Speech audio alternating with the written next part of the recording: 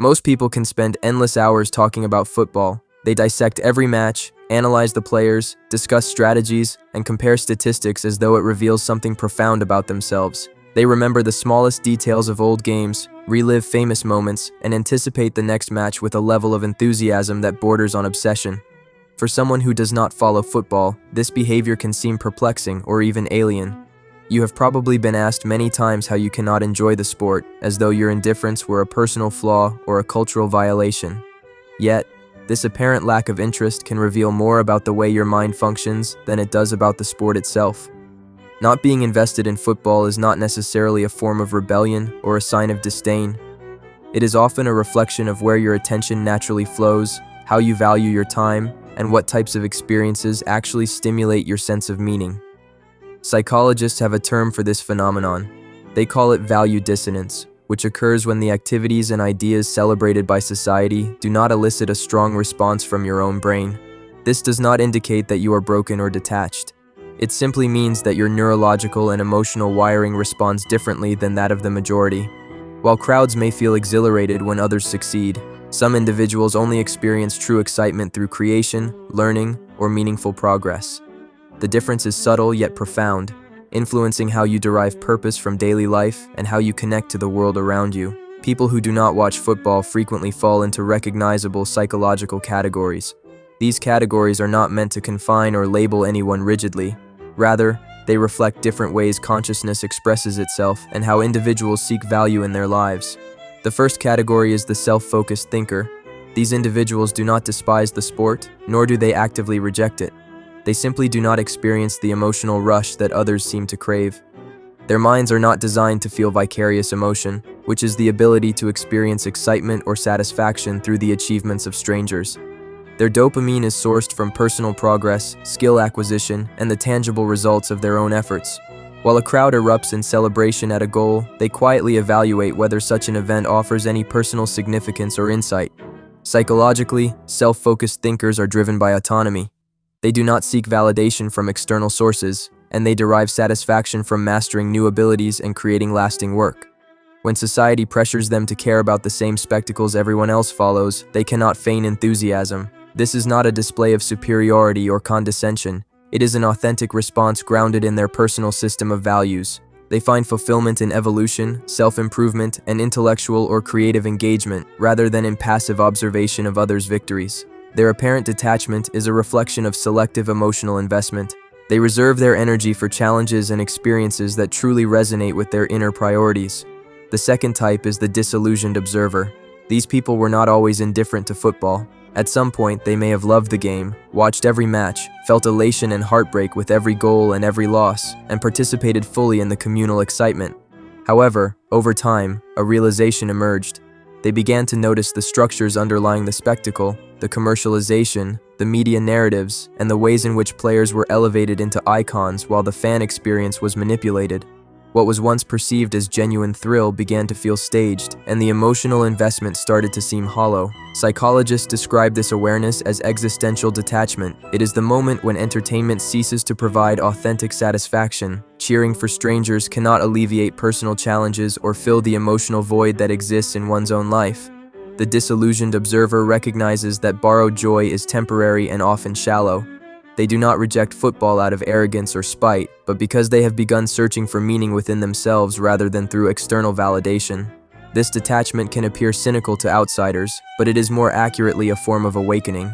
They have grown conscious of the difference between fleeting excitement and genuine purpose. The third type is the redirected mind. These individuals are not opposed to football, but they do not need it in order to feel engaged or excited. Their attention is directed toward other pursuits that ignite curiosity and emotional investment. This may include scientific exploration, technological innovation, creative arts, complex games, literature, or any domain that challenges the mind and provides meaningful rewards. Their pleasure is derived from interacting with concepts, producing tangible results, or engaging in activities that offer novelty and personal relevance. Football, in contrast, can feel repetitive and predictable, a passive cycle that fails to stimulate their deeper faculties. Their brains are wired for diversified stimulation patterns. They seek environments and tasks that provide multiple layers of engagement and reward. While others may feel dopamine from witnessing a goal or a victory, redirected minds experience it when they solve a difficult problem, produce creative work, or acquire new knowledge. Their emotional energy is intentionally focused on domains where it yields growth, mastery, and meaningful connection. They are not lacking passion. Their passion is simply aligned with pursuits that feel alive, interactive, and consequential. In effect, their lives are lived as participants rather than spectators, and their engagement is internal rather than borrowed from external performances. Finally, there is the honest realist. This group does not indulge in fantasy or emotional imitation. They look at professional sports and the extravagant enthusiasm of spectators and ask practical questions about value and relevance. Why should they invest attention and emotion in events that do not impact their own lives? For them, football does not serve as an escape or source of inspiration. Instead, it acts as a reminder of the disparity between their own circumstances and the seemingly effortless success of others. Watching millionaires play does not motivate them. It can highlight limitations, unfulfilled goals, or the gap between aspiration and reality. The honest realist approaches life with pragmatism and emotional self-preservation. They understand that not all excitement is meaningful, and they prioritize experiences that contribute to growth, learning, or personal fulfillment. This does not imply bitterness or apathy. Rather, it reflects a conscious decision to reserve emotional energy for pursuits with tangible benefit or authentic personal significance. Some members of this group eventually channel frustration or dissatisfaction into creative endeavors, learning, or building new skills. Others maintain a patient observation, waiting for opportunities that resonate deeply and meaningfully. In observing these four psychological types, it becomes clear that disinterest in football is rarely a matter of laziness or incapacity for enjoyment. Instead, it is an indicator of where attention, motivation, and emotional energy are most naturally invested. Some individuals thrive in action, creation, and learning. Others seek depth and personal significance, consciously avoiding borrowed emotional highs that lack true impact. These patterns demonstrate that engagement with life is highly individualized, and societal expectations of enthusiasm do not necessarily align with the internal reward systems of all minds.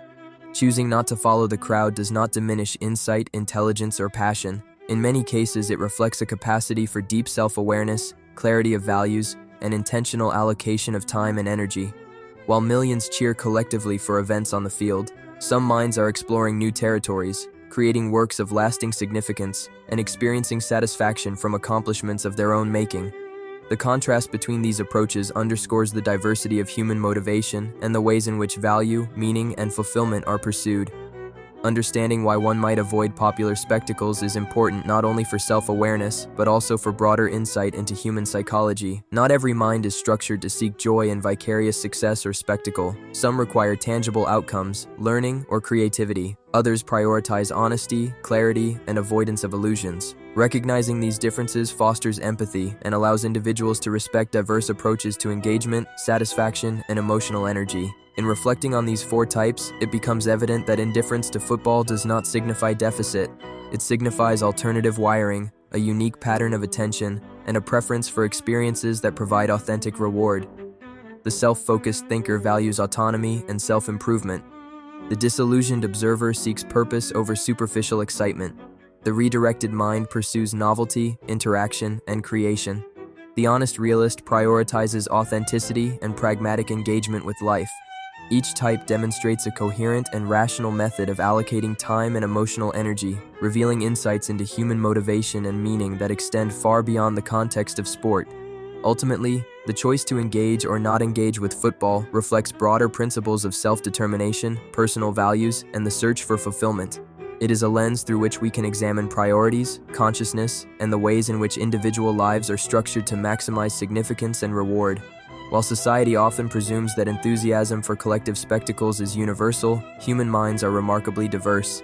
Some are energized by collective emotion, others by personal achievement, and still others by the deliberate pursuit of authenticity and meaning. Being aware of these distinctions allows individuals to make conscious decisions about how they invest attention and energy. It also provides perspective on the behaviors and preferences of others, revealing that what appears as apathy or indifference may, in fact, be an informed, deliberate, and rational approach to living fully.